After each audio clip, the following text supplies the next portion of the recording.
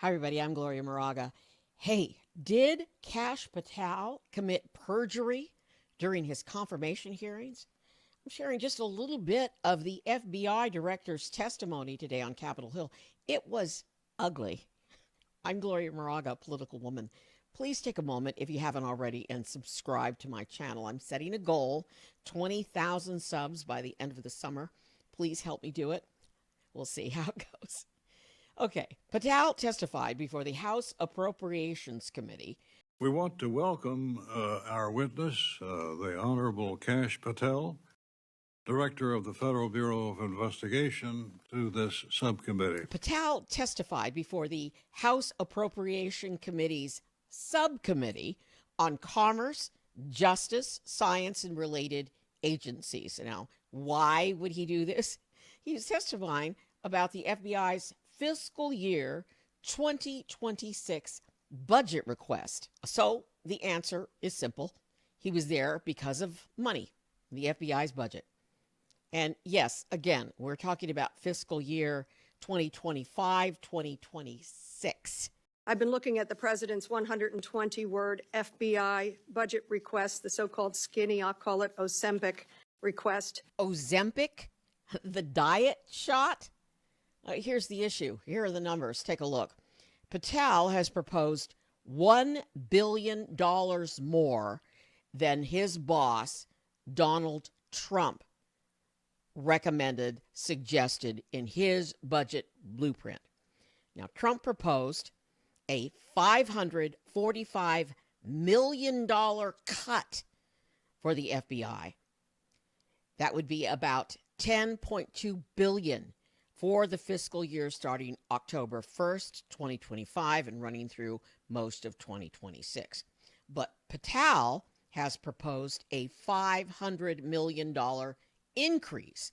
So Patel wants his budget for the FBI to be about $11.2 billion. That would be for next year alone. Now, those are the numbers. The verbal confrontation began when Democratic Congresswoman Madeleine Dean of Pennsylvania quoted Trump's wording in his budget blueprint.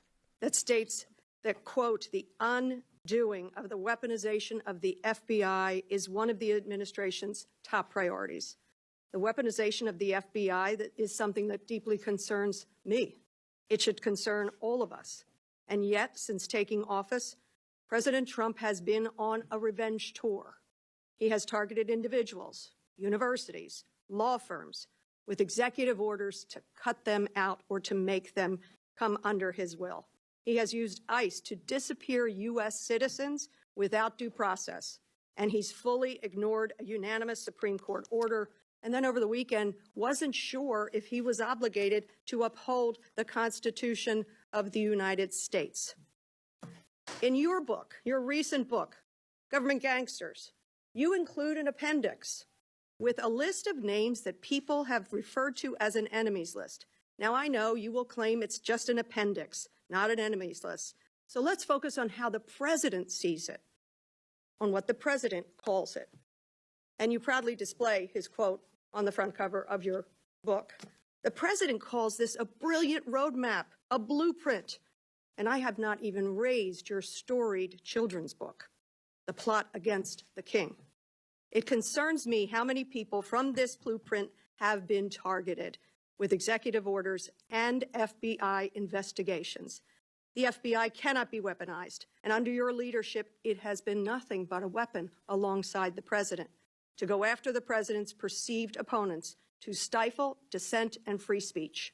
A few weeks ago, as we saw through a social media post that you quickly deleted, the FBI arrested a judge in Wisconsin for correctly asking ICE officials if they had a judicial warrant instead of an administrative warrant, which they did not have. Despite this judge following the law, on the morning of April the 25th, the FBI arrested the judge in an escalation of the weaponization of the FBI under your leadership. Let me be clear. A functioning democracy does not lock up judges. I am gravely concerned about the utter lack of independence of the FBI and its weaponization under your leadership. I am concerned that the president is using this book, your book, as a blueprint, as he has said. It's a blueprint for revenge. And I am concerned that your eagerness, a childlike giddiness to carry out the president's revenge tour, you've shown yourself to be unserious in your statements before you were sworn in and some after. You've shown yourself unfit to lead this important agency. I was an impeachment manager for President Trump's second impeachment. It was a sad, solemn duty. And so I wanted to ask you about that. Mr. Patel, as you and the president continue to weaponize and investigate his perceived enemies, as you follow this blueprint, when can I, a former impeachment manager, expect the FBI at my door? So the Congresswoman asks Patel if she's going to be arrested, like the judge that was arrested. Does he say, oh no, with his hat in his hand? We would never do that. No, he doesn't say that. And then he does what Trump does quite a bit. He plays the victim. Ma'am, you want to know who was targeted by a weaponized FBI? Me.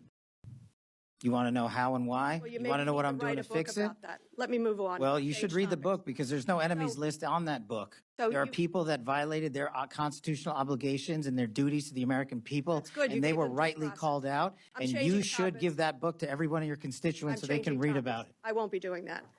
That's their loss. Wah, wah, wah, wah. Well, then the Congresswoman drops the other shoe, the big shoe. This is where it gets really juicy. Did the FBI director, the current FBI director, commit perjury during his Senate confirmation hearings for the FBI director job? The Congresswoman and others say that yes, he did, that he lied under oath. And that alleged lie involves this dude, racist, scum of the earth, anti-Semitic Stu Peters. During your Senate confirmation hearings, you repeatedly denied having any involvement as a private citizen in the firing of FBI officials who engaged in the prosecution against January 6 insurrectionists, the violent rioters who beat and killed Capitol police officers, and whom you referred to as political prisoners. Since then, multiple whistleblowers have come forward, and we know that you likely committed perjury. At the same hearing, you claimed you were not familiar with Stu Peters, an anti-Semitic Holocaust denier, despite the fact that you appeared on Mr. Peters' podcast 8 separate times. 8 times. And you claimed not to recall. Mr. Patel, my second question is, should we worry more about your memory or your veracity? We should worry more about your lack of candor. You're accusing me of committing Veracity? perjury. Tell the American didn't people how know. I broke the law and committed a felony. You did. Have the audacity to actually No, put the all right, facts then forward the answer is instead of both. lying for political banter so you can have a 20-second answer donation hit. The answer is both. I believe that the The men answer and is women of you're the failing, not I me. reclaim my time. Go ahead.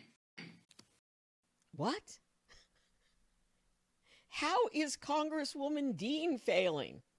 All right, just take note. This was the great fake out.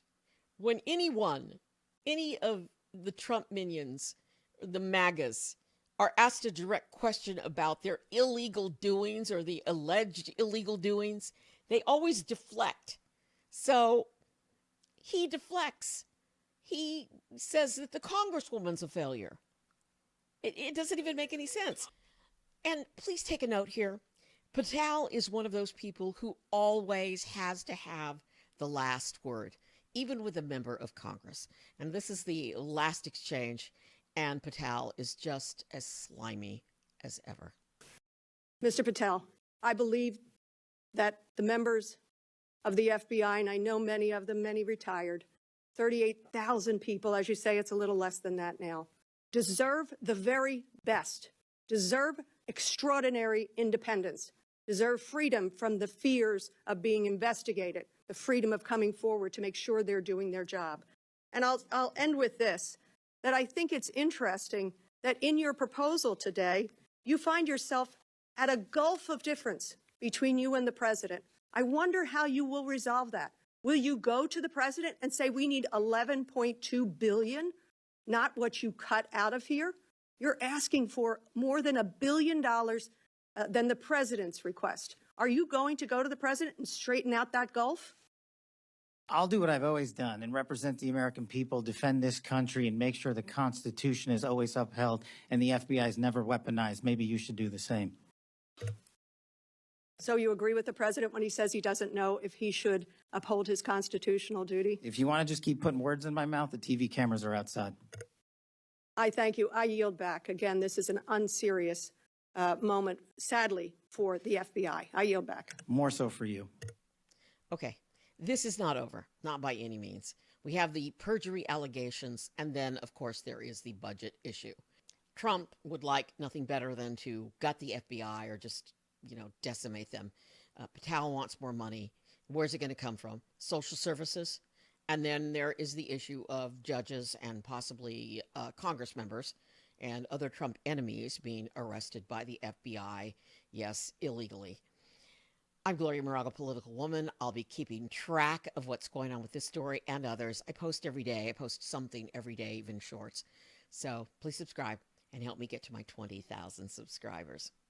Midas Touch tries to get like 10 million. I think they're up to 10 million now, or 20 million, or God knows whatever. I just want a lousy 20,000. Please subscribe.